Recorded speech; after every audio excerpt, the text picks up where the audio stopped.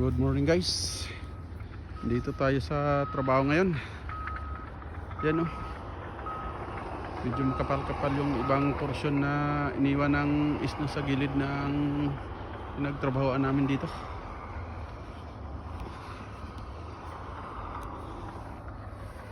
Dito tayo sa trabaho.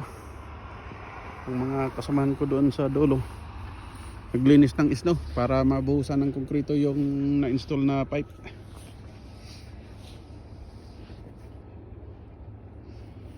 Dito yung ibang portion sa gilid. Dito medyo malalim-lalim konti. Pero yung ibang portion naman, lalo pa yung medyo mataas-taas naman, wala namang isno na nanatili. Dito lang sa mababa. Yan. Mabutit nagpakita si Haring Araw. Yan. Malakas yung sinag ng araw ngayon, kaya sana malusaw na ito yung para makatuloy-tuloy sa trabaho. Hindi kami gaanong makapenetrate dahil sa kapal na binuhos ng isno nung nakaraang araw. Mahigit 1 foot yung pile ng isno doon sa harapan ng bahay. Dito sa trabaho namin, may portion na natili yung isno, may portion naman na natangay ng hangin. Lalong lalo dito sa medyo mababa, may nakaharang. Kaya ayan, tambak yung ibang isno. Pero yung ibang portion sa mataas-taas naman, natangay naman ng hangin. Bihira lang, hindi ganong makapal.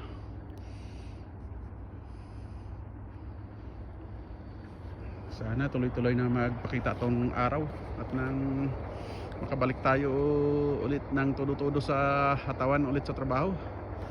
Nakontrol yung oras dahil sa sitwasyon, malamig ang panahon. Lalo pati papunta na ng winter time, medyo mahaba-haba na yung gabi.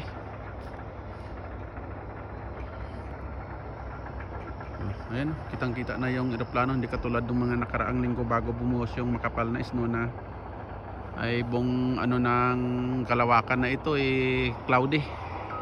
Yun pala isno.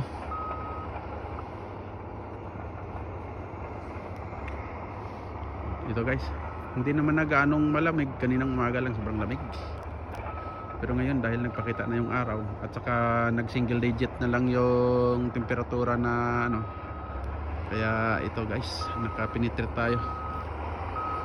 Ayan, lahat puti na. Pero ganun lang talaga guys, ganito sa lugar nila wala tayong magawa.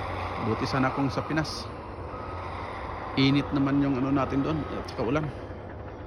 Dito tingnan nyo lahat ng kahoy simula nung yung fall, dahan-dahan nagkalagas yung mga dahon at saka tinangay ng hangin. Yan, akala mo patay na yung ibang puno, pero pag springtime dahan-dahan nagsisibol naman yung mga dahon yan.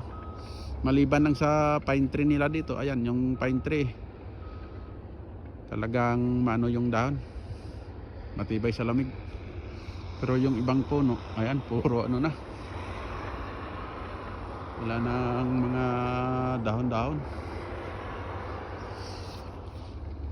So guys, hanggang dito muna tayo at tutulungan natin yung ating kasamaan dyan.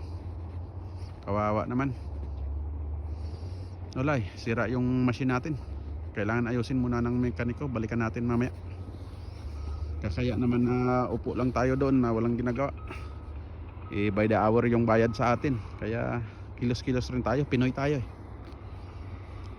Okay, maraming salamat at thank you ulit.